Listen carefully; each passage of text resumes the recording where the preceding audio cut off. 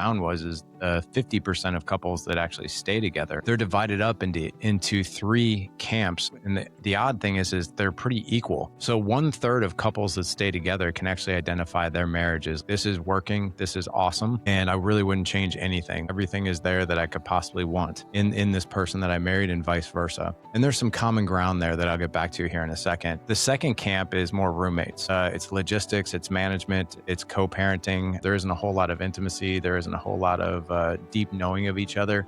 It's more existing, and we're kind of spinning in each other's orbits. And on a scale of 1 to 10, it's like a 5 for most couples. And probably both individuals want more.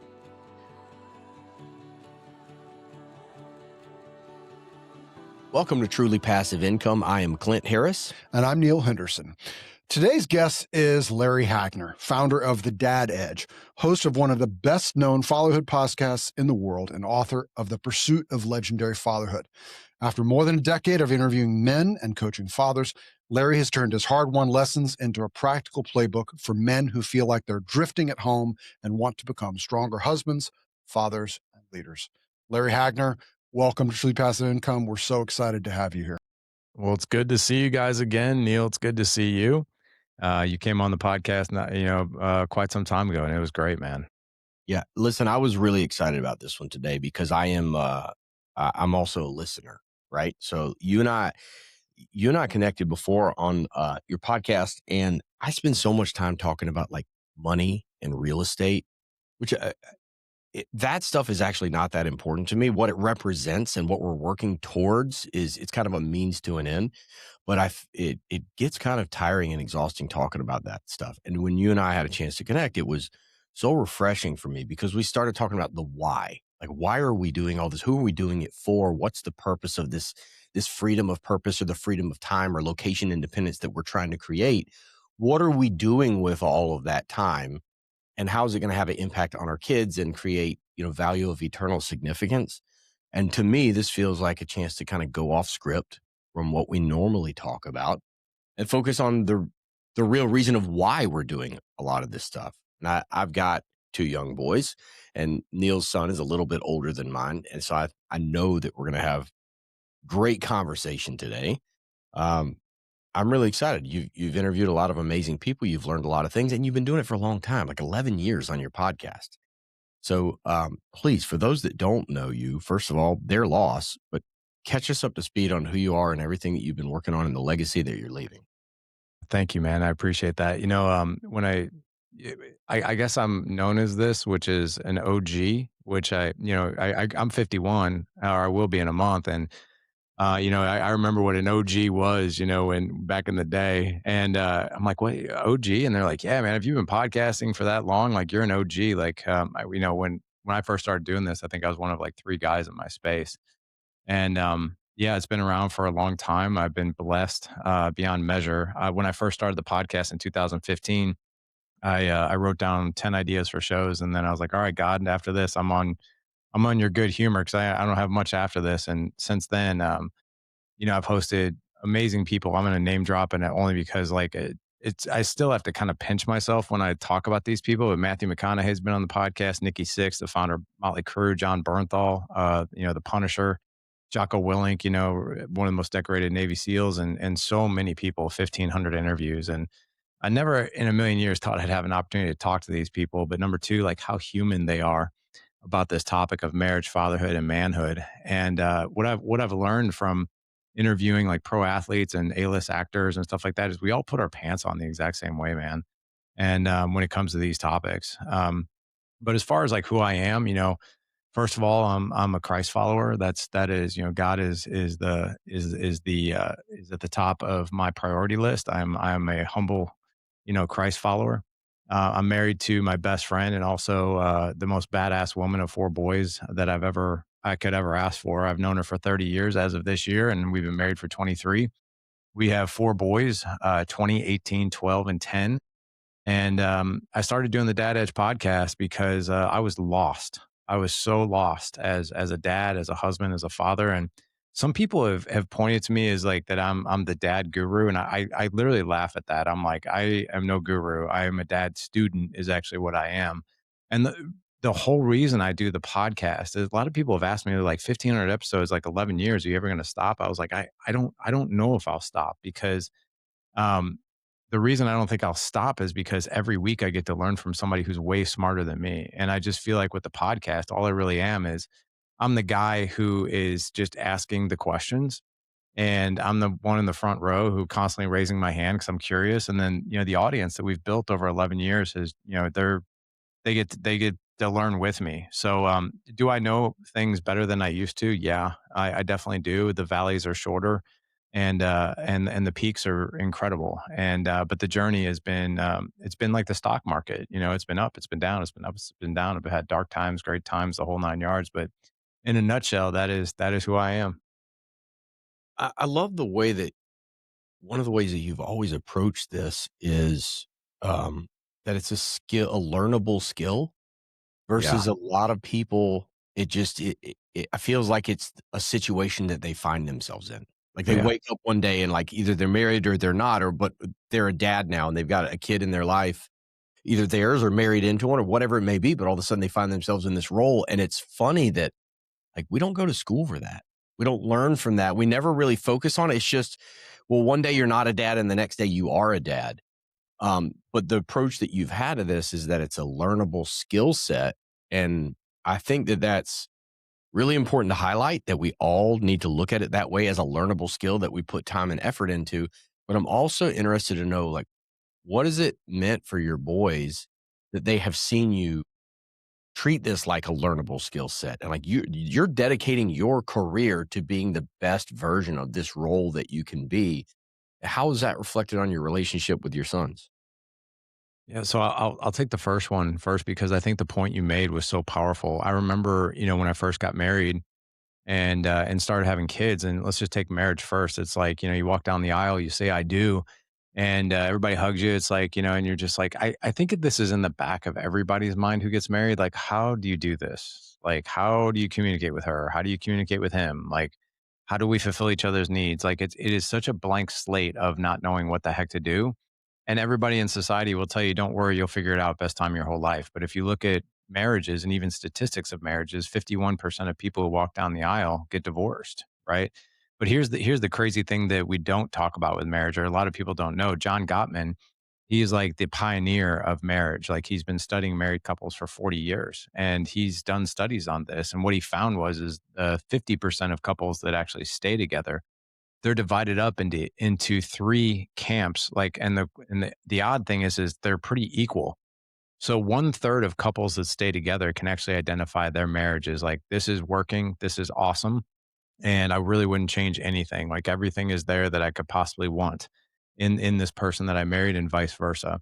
And there's some common ground there that I'll get back to here in a second. The second camp is more roommates. It's logistics, it's management, it's co-parenting. There isn't a whole lot of intimacy. There isn't a whole lot of deep knowing of each other. It's more like just existing, and we're kind of spinning in each other's orbits. And on a scale of 1 to 10, it's like a 5 for most couples. And they both individuals want more. And then there's the final camp, which is the final one third of people, and these are couples that are physically under the same roof, but completely physically and emotionally and mentally disconnected. And they are living completely separate lives. And usually, the two reasons that Gottman found that couple even stays together is the perception of, well, we have to stay together for the kids, or it's too financially devastating for us to get divorced, so we'll just wait till they move out and then we'll go our separate ways. But the common denominator for the one third of couples that stay together that are actually happy, and when you really do the math on that, it's only about 12% of people that walk down the aisle. Like, think about that for a second. 12% of people that walk down the aisle have a successful, just fulfilling marriage. That is the same success rate as a Navy SEAL going through buds. Like, no kidding around, because they have a 90% failure rate. And so do marriages, if you really kind of think about it. And that's really unfortunate. But it's also because people don't know what to do. And the common denominator is that couple has made a very distinct and purposeful decision that we will grow together. We will continue to learn. We will be a student of each other and our marriage, and we will learn the skills to navigate this. There is no question, no negotiation about that. And if you really think about other areas of our life, so, I got a degree in sports medicine with a minor in nutrition. So a 4-year degree, and I could tell you everything that the body does, how it moves, the nutrition that, you need to stay healthy and strong and all those different things. And I also did, another example was I did 13 years of martial arts, in several different disciplines. I did Taekwondo, I took Kuk So Wan, I did some jujitsu, I did Krav Maga, and I wrestled. And, I know how to defend myself because I learned the skills, the tactical skills to learn how to defend myself. And when I became a dad and when I had a really dark moment and how Dad Edge got started is I spanked my 4-year-old son who is now 18 now. And I swore to myself because I was abused horrifically growing up that I would never put my hands on my kids out of anger. And I broke that promise to myself. And I'll never forget it. I spanked him on the butt. He fell. He actually lost his footing and fell. And immediately, right when I did it, I was like, oh my God, what did I just do? And I went to go pick him up and he saw me coming to come pick him up and he literally shuddered with fear and like closed his eyes, like, please don't hurt me again. I was like, oh my God, like, what am I doing? And I saw what I really saw in my son's eyes was fear, but I also saw myself, being beaten by men who had come into my life because of, my mom was married 3 times and she was dating a lot of people. But I asked myself that question that night, after I put him in the bathtub, put him to bed. I was an emotional wreck that night. And I started asking myself really different questions. I was like, I do not know what to do. I don't know what to do with fatherhood. I don't even know how to be married. Like I wasn't the best husband either. I was so clunky with it. And I started thinking, I was like, I've got this 4-year degree in this. I've been doing martial arts over here. I'm good at the time I was in med device sales. I was a really great sales rep. I had great relationships with my customers and won sales awards almost every single year. And I started looking at those common denominators and I'm like, these are all learned skills. Could it be possible that these are learned skills, like being a dad and being a husband? And I was just like, well, I guess I'm just going to go out and try to learn something new every single day because I had done no homework. I had done no self work, none at all. All these other areas, I was working my tail off to be the best I could be. And I just set out to start learning one new thing every day. And one thing led to another. It led to a blog. It led to a podcast in 2015. And it's still going and I'm still learning. But yeah, there are tactical skills in being a husband and a dad for sure, man. It's startling to me that two of the most consequential things that we'll do in our life as a human is choose our life partner and be a parent. And I think what you stumbled upon is that we're pretty much all just expected to figure it out as we go. Right. And there's not a handbook. There's not a handbook for fatherhood. There's not really a handbook for marriage. And most of us, I'll speak just from a parenting side. I remember friends of mine telling me, friends and family, oh my God, the first time that I laid eyes on my newborn child, it was instant love. It was not my experience at all. My experience was terror, Yep. mostly terror, because I was suddenly completely in charge of keeping this other human alive. And the weight of that responsibility and not understanding how to change a diaper, how to swaddle a kid, to get them to go to sleep, to get them, uh, is is something I don't think we talk about enough as a society of just how in the dark most people are on two of the most consequential things we do as humans. Yeah. I think you're right. I don't know if you guys remember the movie back in the 80s. I'm probably a bit older than you guys, but Parenthood. Than I am. What's that? You're 5 years younger than I am.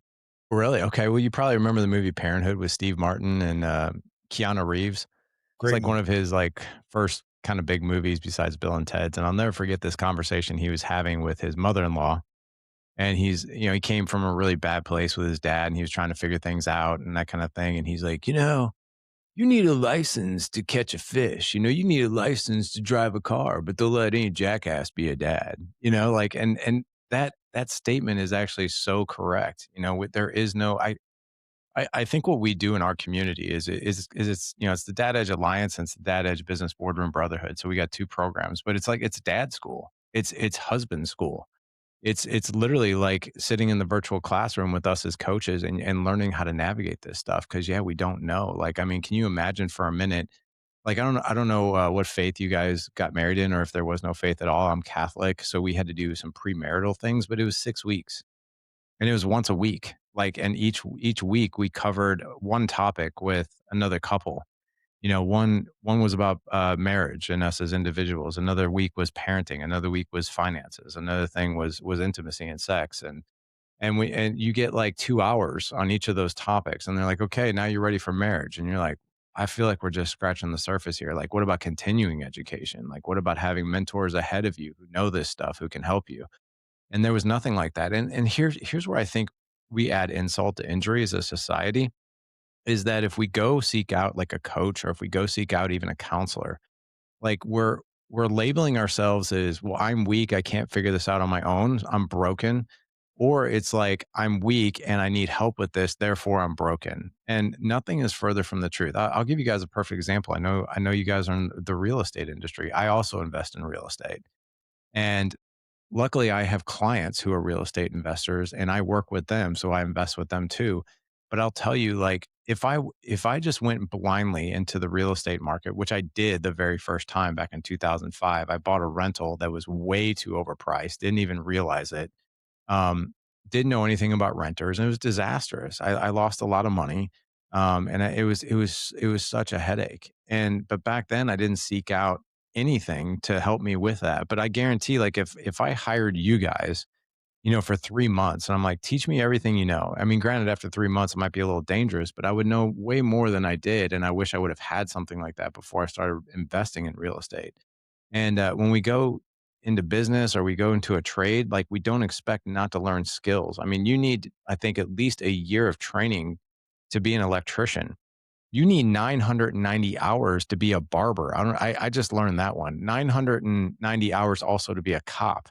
Like, things like that. You're not gonna show up to the police academy and they're gonna give you a gun and a badge and be like, "Hey, go fight crime." We don't do the police academy, go figure it out. But we do that in this area.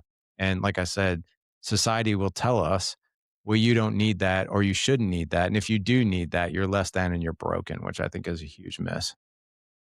I want to connect the dots here between what Neil said about all of a sudden you've got this baby and you're inundated with these challenges and things that just seem overwhelming.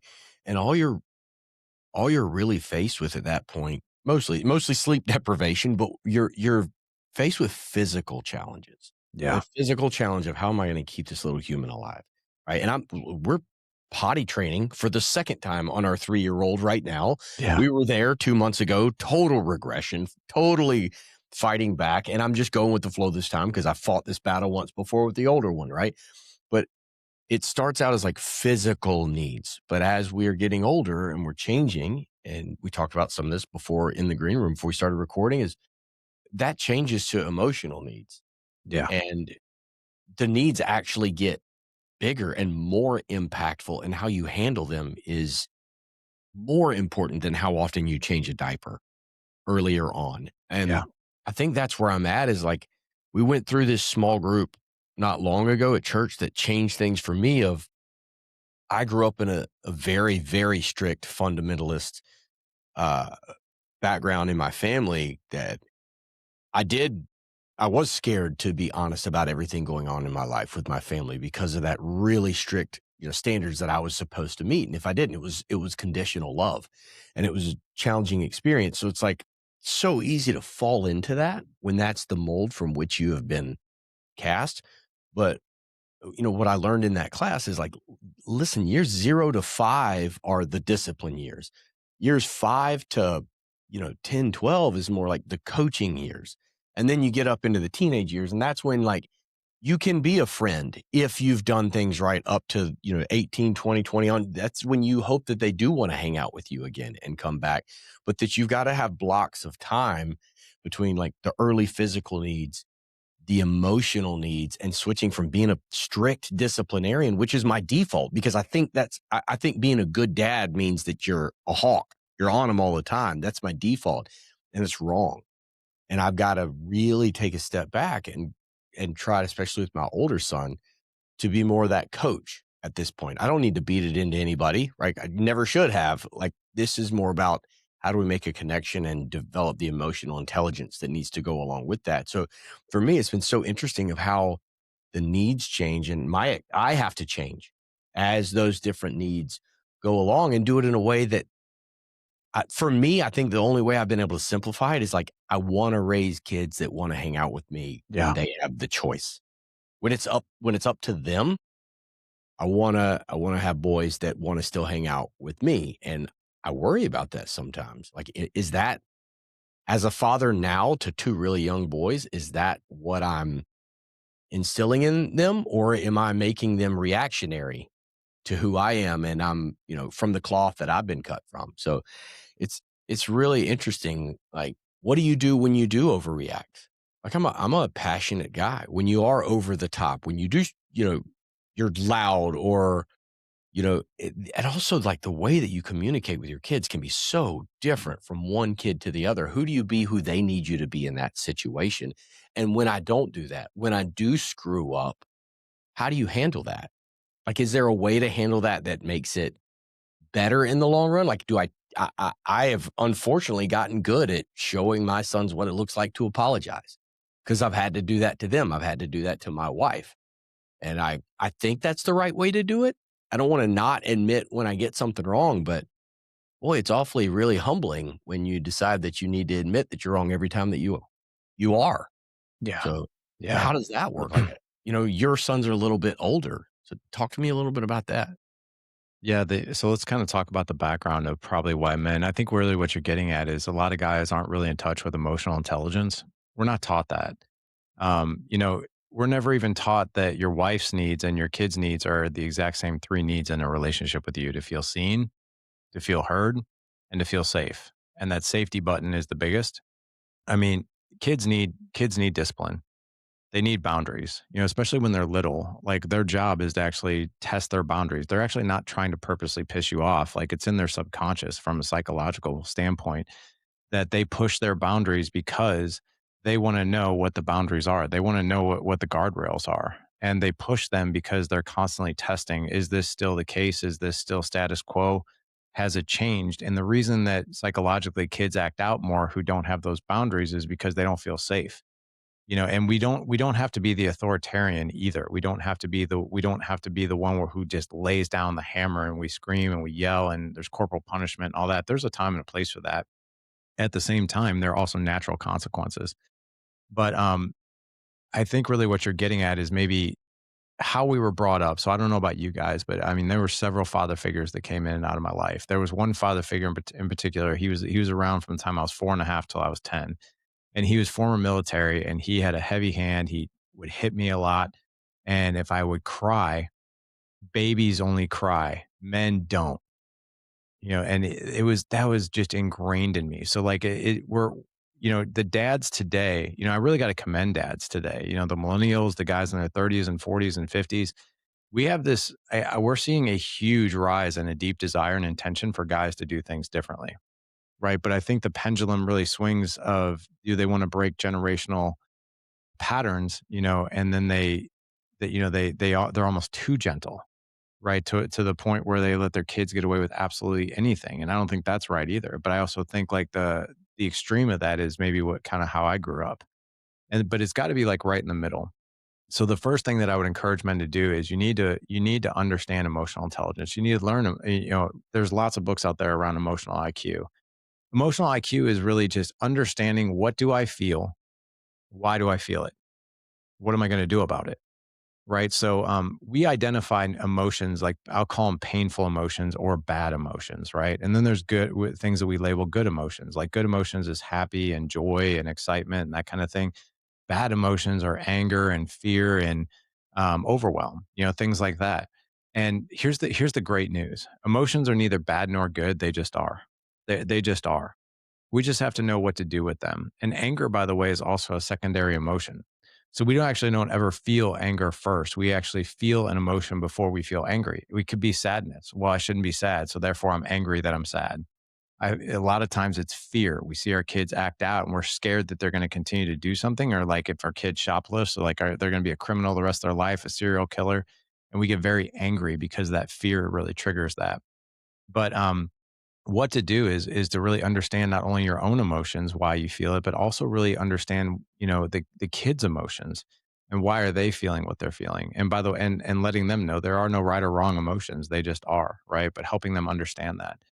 But I think really what you're getting at is how do I really toe the line between being like and I use this term very loosely, being a friend and being a parent. I tell my kids all the time, I'm not your friend. Like we can be friends later, right? But I tell them this in a very loving way. I'm not your friend. I'm your dad first. I'm your friend second. You got plenty of friends in your life. You don't need another one. And I'm certainly not going to be like I'm going to call you forward, and I don't say call you out. I'm going to call you forward when I see you operating in a way that I know isn't within your integrity or within the standards of our house and our family. So getting back to this, like I'll share with you guys a tactic that I think you can use. I ask my kids 3 questions almost every single day, and this one's super easy to remember. So quality of your life and the quality of the relationships you have with your kids and your wife is going to reside in the quality of the questions and the deep conversations, and ultimately, what those deep conversations turn into is connection. And here's another quote that I've learned over the years: without connection, I have no influence with my kids. Here's the scary thing too. I have the three of us on this podcast and everybody listening to it, you have very little control over your kids, whether you like to think so or not. Like if your 12-year-old starts to vape, the control that you have over him vaping when he's not in your presence is minuscule. Like you can't control it. In fact, the more that we chastise, punish, corporal punish, and all that. I'm not saying there isn't a time and place for that. The more they're just going to bury it and hide it.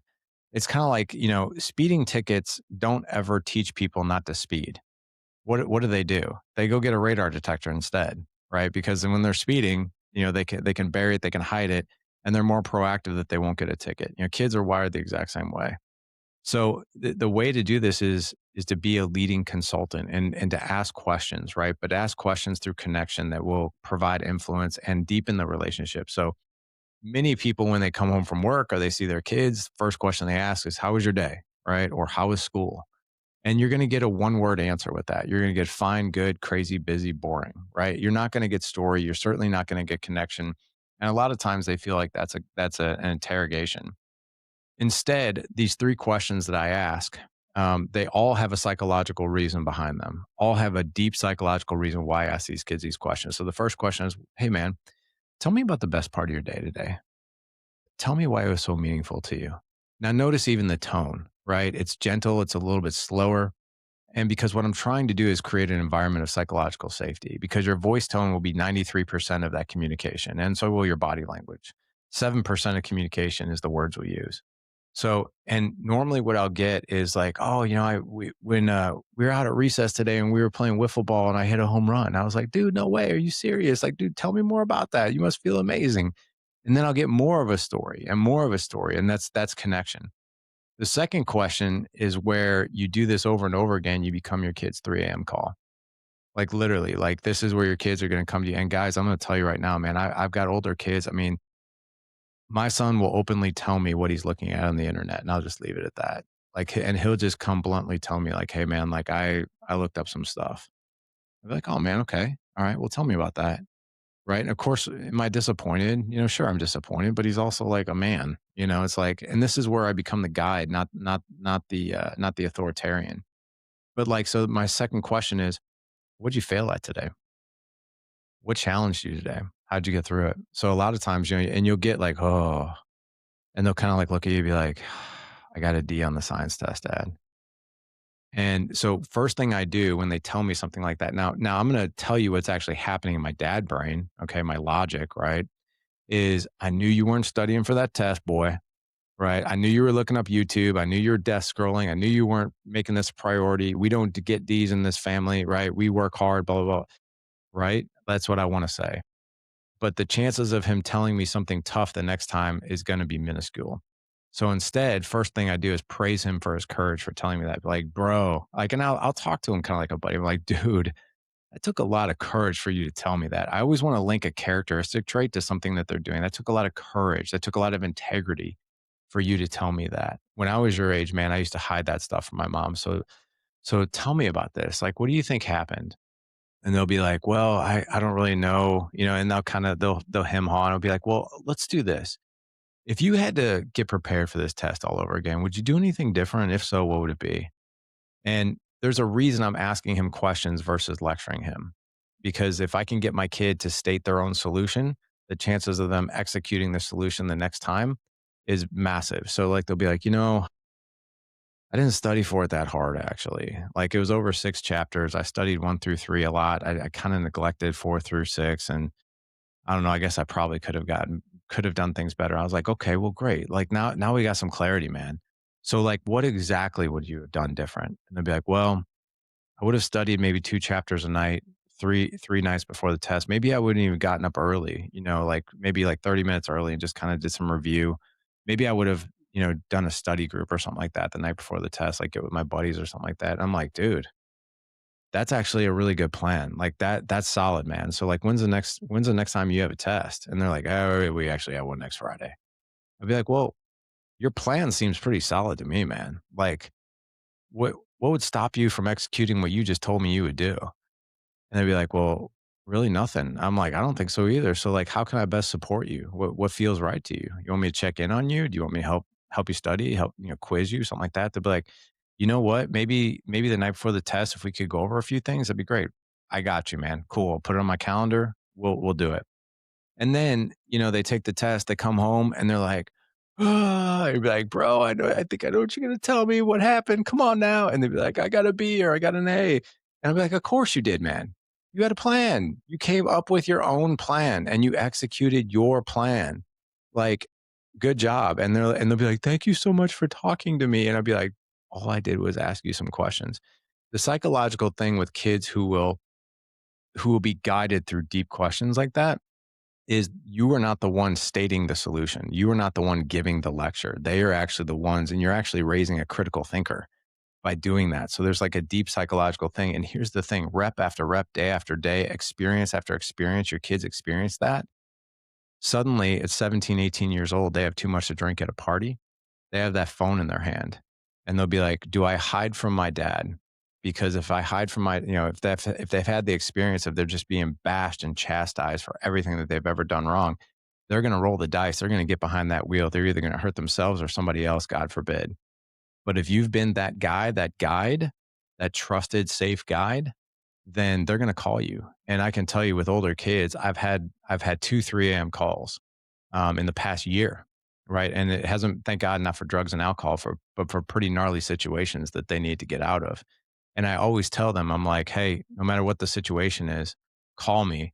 I was like, that my response is, I'll be right there. And depending on what happened, we'll have a conversation about it the next day, about different things we could have done. I was like, but you will not be punished for calling me, no matter what the issue is. So that's the second question. And the third question is this, super simple, is what are you most excited about tomorrow? What are you most excited about coming up in your life? Or what are you most excited about this week? Because an interested dad is interesting. And when you can check in on your kid, be like, hey, track tryouts are tomorrow. Like, I'm really nervous about it. Be like, oh man, like we'll talk about that. But when they come home, first thing you say is like, dude, track tryouts, man, were today. What's up? What happened? Right? Because an interested dad is interesting, right? He didn't ask how was the day. He was very specific. So those three questions are massive needle movers in your kids' relationships. I actually picked up on that. I stole that first one from you almost a year ago when we connected on a podcast, and I asked that for a while. I asked it every day to my 6.5-year-old now, and I'm like, "Hey, man, what was the best part of your day? What's the best thing that happened to you today?" And to the point that I've had to like start changing the question and hide it because he'll get in the car and be like, "Well, let me guess, you want to know the best part of my day?" Yeah, man. Yeah. No, and so I'll be like, "Hey, man, what's the funniest thing you saw today?" Yeah, Like you gotta try to change it up a little you bit. do. But I have not. I have not implemented those next two steps. I love that. An interested dad is an interesting dad. Is that what you said? Yeah, an interested dad is interesting. Yeah, when you are interested, genuinely interested in your kid's life, you become the most fascinating best dad on the block. And it's really that simple how interested you are in their life. I love that. And then what you said earlier about um, the the relationships that you have and the connection that you have is going to come as a result of the questions you ask and the conversations that they lead to. Exactly. That's really, really powerful because you're not You're not asking the question to get the answer. You're asking the question to lower the walls, to get Exactly. to create conversation. And one of the problems that I have is, when my wife comes to me to talk about some things, I'm a typical dude and I'm Yeah. trying to solve the problem. It's like, "Boy, we can get the bottom of this right now. Listen, I'm a hammer. And when you're a hammer, everything looks like a nail. We're going to take care of it. And I have no problem with conflict. Let's get it done." Right. That's what's going on like behind the scenes or in my brain. But the reality is she's not asking for a solution. She's asking to talk about it. She's asking to connect on it. And the conversation is honestly not really with her. It's me with myself telling myself, "Clint, shut up. Don't even try to solve this problem because if you God, we give should her do the that a lot answer." more. I know, right? You have to deal with it here because I can't do it at Yeah. home. It's I'm his work wife. yeah. Congratulations. So it's inner dialogue. It's like, how do I be who she needs me to be in this conversation right now instead of what my default is? And that's scary because like now I'm fighting against the grain in the wood that makes up who I am as a person. And one of the things that's been really helpful for me this past year is like knowing my right path forward, my right Yeah. path six summary, like my who I am as an individual so that I have that on the AI agent in my pocket that I use as a coach every day that helps point out where I'm getting things wrong and where my natural personality is causing me to be overly optimistic or too verbose or whatever it may be. Help me identify those blind spots a little bit more to try to be who I need to be for my wife. But sometimes it's harder to identify who you need to be with little kids. Can we Uh, talk about that? please do. Yeah, Yeah. yeah. So, by the way, if you've never gone on YouTube, this video has been around for I think 14 years. It's got like 32 million views.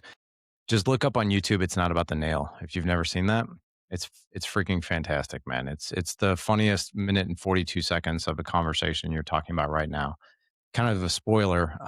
So there's a man and a woman sitting on a couch, and a woman, you click on the video, and this woman's like, "So there's this pain in my head, and it's throbbing, and oh my God, I just don't know what to do about it. I can't sleep. I mean, I just can't think about anything else. Everything is horrible."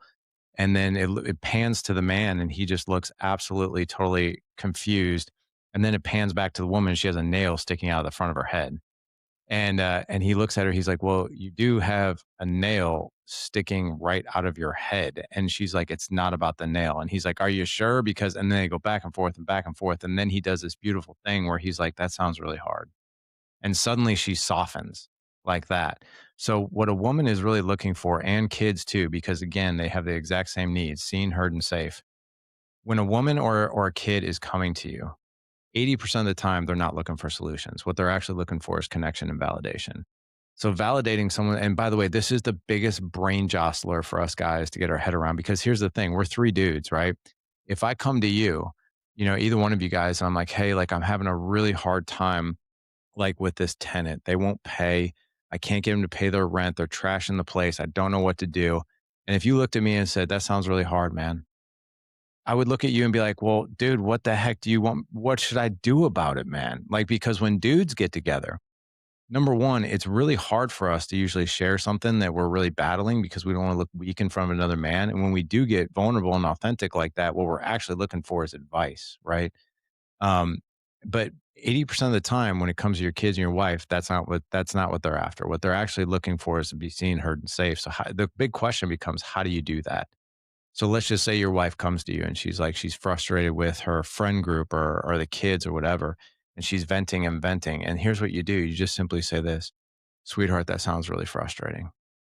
Like, tell me more about that." Or, "That sounds really frustrating. And to be honest with you, sweetheart, like if I was in your position or if anybody was in your position, they'd probably be just as upset as you are. So tell me more about that." What I just did was a three-step process. Notice when I validated someone's, again, painful emotion, people don't like painful emotions to be seen by other people, and they don't even like to feel them themselves. Think about when you go through like a really, really bad day and you're in your head tremendously. You walk through the front door, your wife is like, "Are you okay?" And the first thing you say is what? Depends on the day. But most likely you'll say, "I'm fine," Yeah, right? usually you say, "I'm fine." "I'm fine." Long day. Yeah. So we put up that guard and we do it by default because we don't like that feeling of whatever it is that we're feeling, whether it's overwhelmed, whether we're angry, whether we're fearful or sad or whatever. We don't want to feel that because there's a lot of shame in feeling that. And we certainly don't want other people to say that or see that. So notice I didn't say you sound frustrated because when someone's going through a painful emotion, if you put the spotlight on them and not the situation, that feels accusatory to them and it feels condescending. So you say that sounds really frustrating. You're spotlighting the situation, not the person, which makes them feel seen, makes them feel heard. It actually makes them feel safe. If you put the word you in there, it really triggers that safety. The second step is to normalize it, right? Because people feel really alone when they're going through a painful emotion. So to normalize it, be like, man, if I was in your shoes, I would be really pissed off too. And the tell me more is you want them to keep talking. An interested husband is the most attractive man on the freaking block, man. We don't have to solve any problems. All we have to do is tell me more about that. Suddenly your wife will melt. You don't think that she's melting because she's probably still venting. And you're like, shouldn't I do something to tamp this down? Shouldn't I do something to solve it? But the more she's talking, the more attractive you become.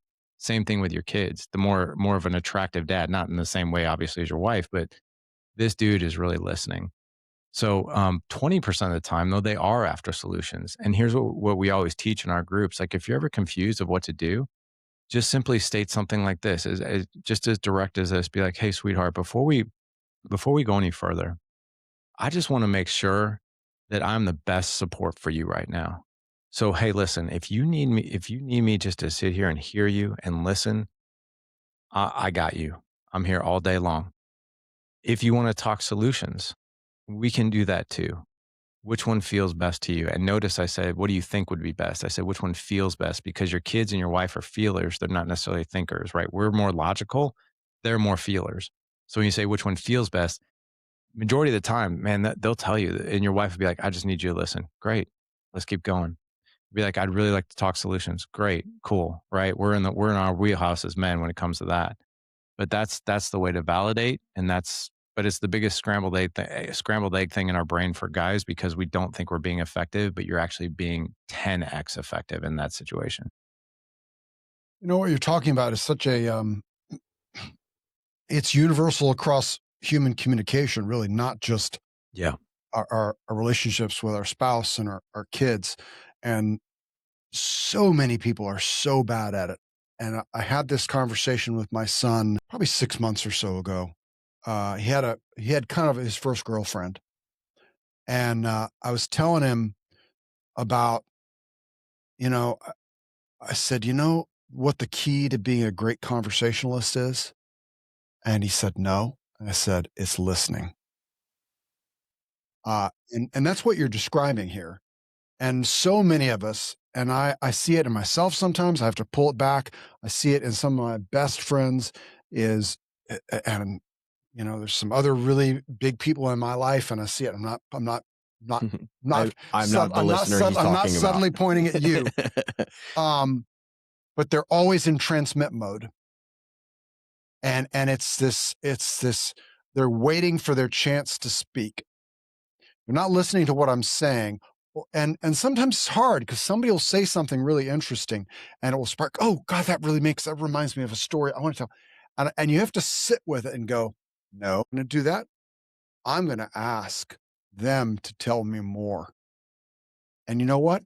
That's the key to being a great conversationalist, is just listening and not be, and it's the key to, what you're saying is key to our communication with our spouse and our kids, is to be interested and not focus on and not try to be interesting, because being interested, as you said, will make you interesting. Yeah. Yeah. I've been accused by my family my whole life of being too intense. Like you said, it's so funny. The YouTube video you brought up is called "It's Not About the Nail." And I just got done, using that analogy, but it's, you know, learning to back off and to shut that down. It's like sometimes the reason I'm so verbose, especially with my kids or my wife, is like, it's because I love them. It's because I want to make the situation better. I want to help. I want to fix it. And it's like, that's the opposite of what they're looking for. Sometimes that's a default setting that's challenging to rewire. It's honestly, Larry, it's one of the reasons I'm grateful for your podcast, grateful for this relationship, because every time we walk away, and I know this is not how you intend it, but every time you and I have a chance to interact, or I have a chance to listen to what you've learned recently or what you're working on, I always walk away going, wow, I got a lot of work to do to be the dad and the husband that I need to be. But at the end of the day, like, I think it's our responsibility to feel that way, to make sure that we're trying to put in the effort, right? It's really easy to compare yourself to the people that aren't around, the people that aren't there, or compare yourself to situations that I was raised in and be like, well, at least it's not that. You can always find something to compare yourself to feel better. But the reality is, we want every generation of our family to be a little bit better, to be a little bit more available emotionally, physically, intelligently, like in all ways, be more present and available. And it's kind of nice that we have the ability now in this generation to shine a light on this topic, because Yeah. this is not something you could ever talk about 30 years ago. Right.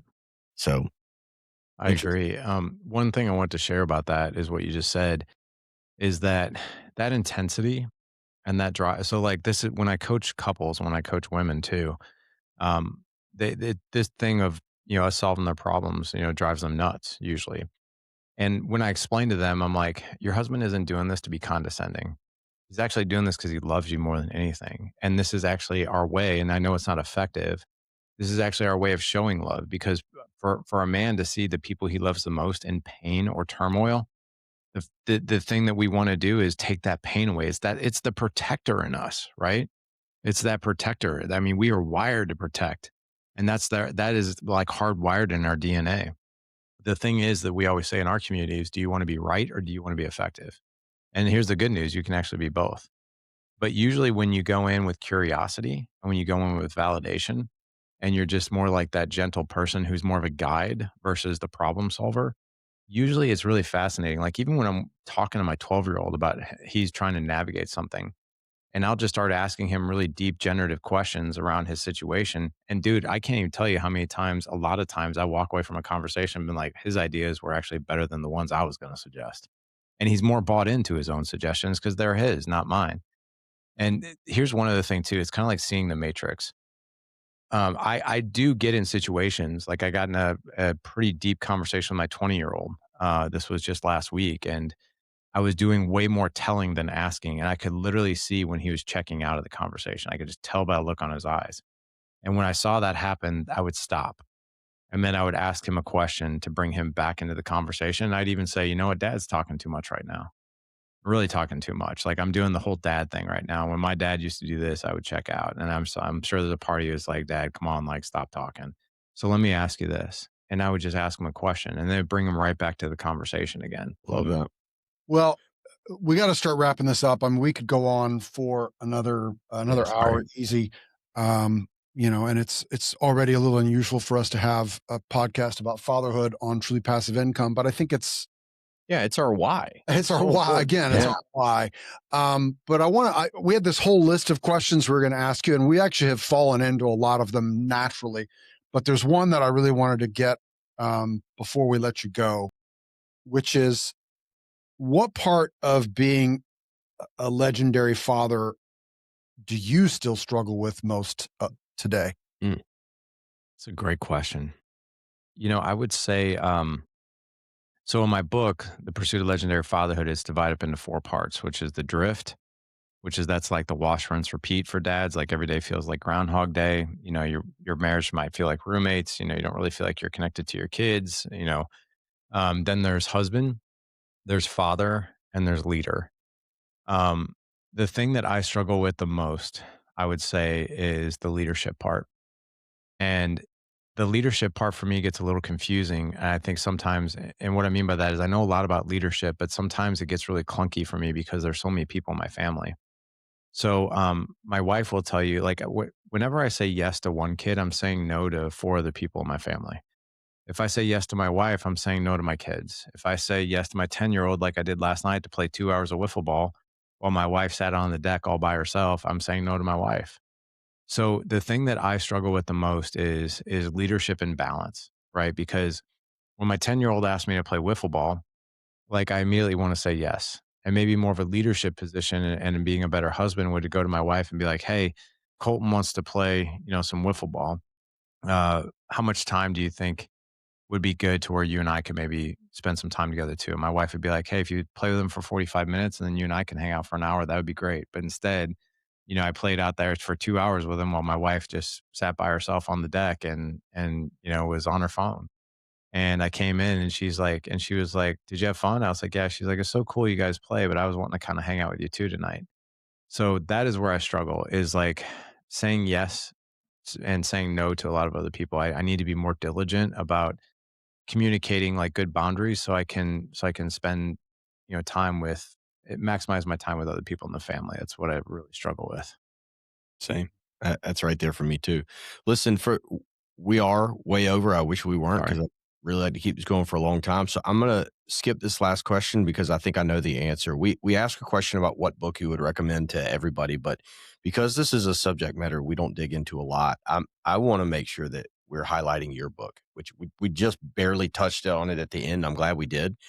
The Pursuit of Legendary Fatherhood is something that I I'm pretty excited about. I think that you're when you've had a podcast as long as you have, and you've had this kind of subject matter, which is so unique and so focused on it in depth, and you've connected with so many different people of walks of life on something that somehow still has continuity with everybody, like everybody, it hits a different place in everybody's brain and everybody's heart on this subject matter. And it's really so interesting to have perspective from people like Matthew McConaughey to like all over. Everybody just connects on this. People that you may not have anything else in common in life, you've got this in common. And one of the things I love about hosting a podcast is it just turns you into a lightning rod for really interesting conversations and it pulls you forward with how much knowledge you gain about that subject matter. And I'm jealous of the subject matter of your podcast, honestly, because I see how much it's done for you in your life and your family. That's amazing. So to have all that information in one place that you've been able to put in a book called The Pursuit of Legendary Fatherhood, I love that. And I think that that's got to be our book suggestion for this episode.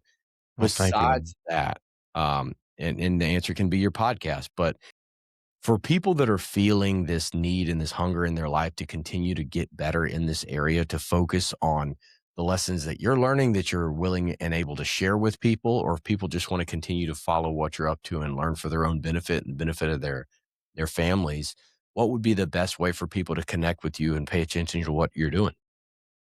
Yeah, no. So I'll give you three resources. Two of them are totally for free. I'll start off with for the book, The Pursuit of Legendary Fatherhood. I have a landing page for that where if you go to the dadedge.com/legendary book, again, the dadedge.com/legendary book. If you buy the book for $28, I give people free access to my two most popular courses. One is Creating More Patience in the Heat of Chaos. That's 6 tactical skills to make you a more patient, calm, and resilient father in no matter what your kids are doing or what's ever happening in your life. The second course is Creating an Extraordinary Marriage through Elevated Communication, Intimacy, and Connection.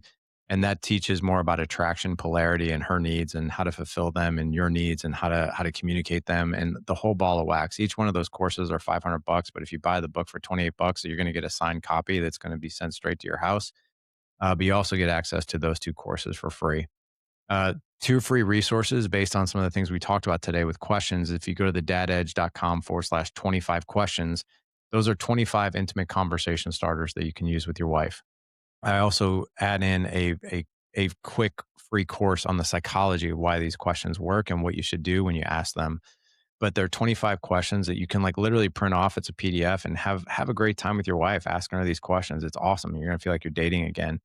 And then for kids, I have a free resource called Questions for the Car. So if you go to the dadedge.com/kid questions, you'll get a PDF for age ranges. So I've got 25 questions for kids 5 to 8, 25 questions for 9 to 12, and 25 questions for those teenagers. So in each age range is appropriate, and you can print it off. You can actually, I've handed the PDF to my kid. I'm like, pick out 2 questions and we'll talk about them. But it's so much fun, and you can really create an incredible connection just having some fun. So those are 3 resources that your audience can go to. I love that. Well, thank you for your generosity there and with your time. So, Larry Hagner, the founder of The Dad Edge, thank you so much for your time, for connecting with us again. We really appreciate it. Thank you, man. Thank you so much for listening and watching the Truly Passive Income podcast. If you liked the show, if you think it would be useful for someone else, the greatest compliment that you could give us would be to share the episode. Leave a comment down below or leave us an honest review. If you have any questions, don't hesitate to let us know down below. And remember, with truly passive income comes freedom of time, place, and the freedom to pursue your higher purpose.